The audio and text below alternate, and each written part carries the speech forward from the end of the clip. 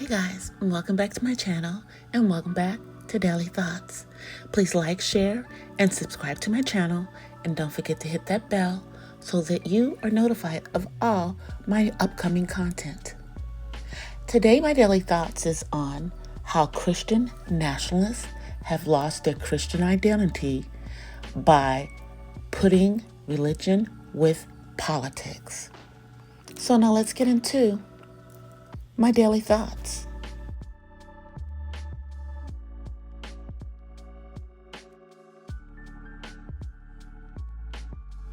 In recent years, the rise of Christian nationalism in the United States has sparked intense debate. While many believers see their faith as a guiding moral force, Christian nationalists have increasingly merged religion with partisan politics, often at the expense of the very Christian values they claim to uphold.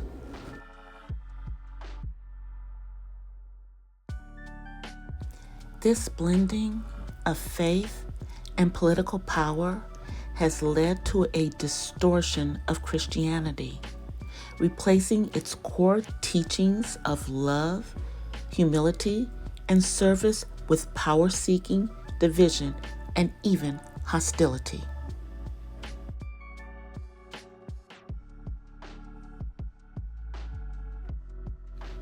In this video, we'll explore how Christian nationalism has caused many to lose sight of authentic Christian identity, why this movement contradicts biblical teachings, and what true Christianity should look like in the public square.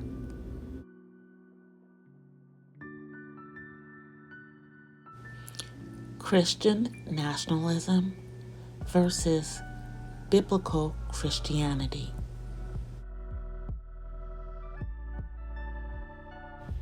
Christian nationalism is the belief that the United States should be a distinctly Christian nation, often conflating American identity with Christian identity.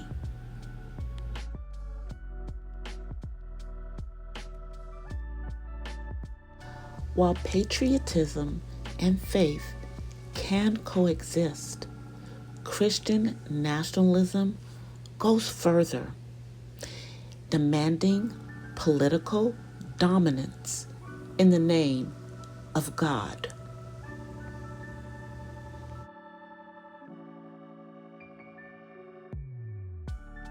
There are some key problems with this approach.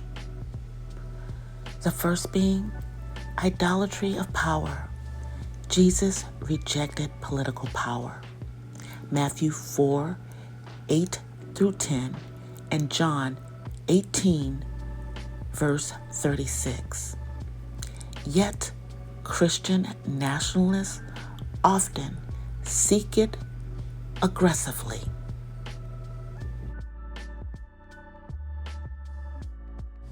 Another is selective morality. Many focus on issues like abortion or LGBTQ rights while ignoring poverty, immigration, and racial justice, which are central concerns in the Bible. Isaiah 1, verse 17, and James 1, verse 27. And then there is the us versus them mentality. Instead of loving neighbors and enemies, as Matthew 5, verse 44 admonishes us to do, Christian nationalism fosters division, portraying political opponents as spiritual threats.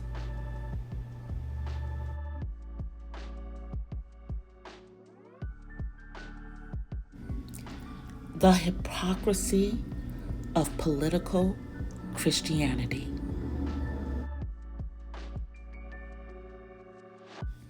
Many self-proclaimed Christian nationalists support leaders and policies that directly contradict Jesus' teachings, such as lack of humility. Jesus washed his disciples' feet in John 13, verses 14 and 15. Yet some Christian leaders embrace arrogance and authoritarianism. Another example, weaponizing faith. Christianity is used to justify harsh policies. For example, opposing refugee care, despite what Hebrews 13, verse 2 says.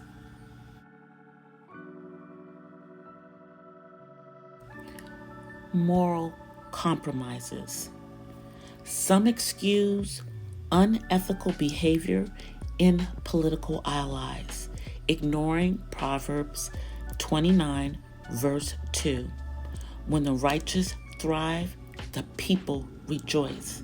When the wicked rule, the people groan.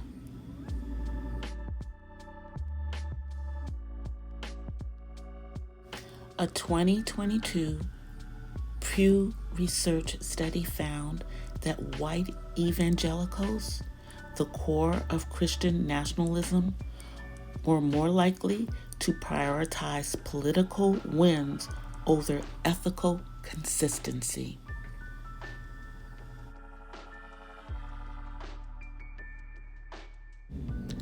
How true Christianity should engage in politics.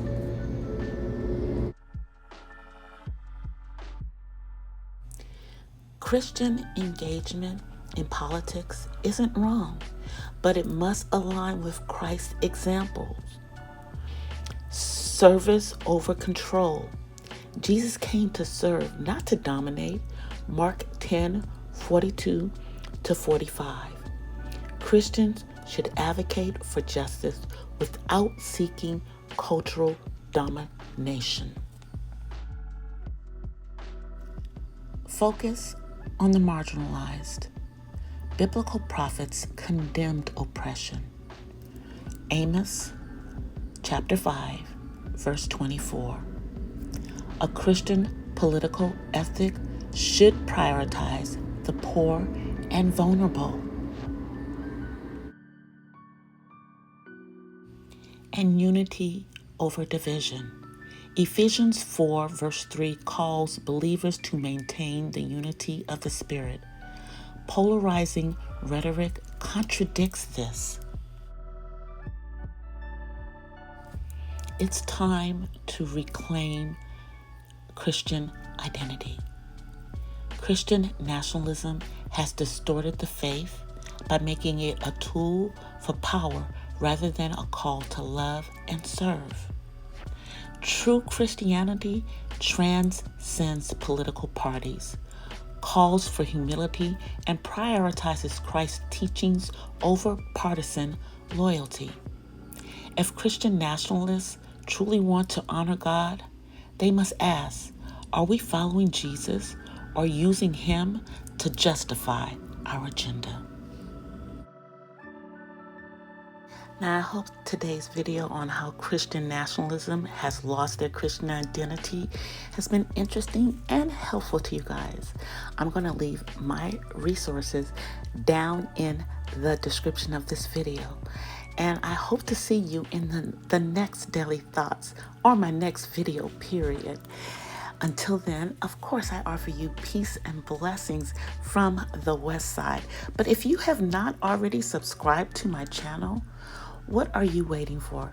Please go ahead and subscribe and double tap that bell. Also, I would love it if you would follow me on my other social media. You can find me on TikTok and Instagram as DC The Purple Diva, and you can find me on my other YouTube channel, The Purple Diva Den, where I do spoken word. I'll see you in the next one. Until then, peace and blessings from the West Side. I'm out, you guys. Bye.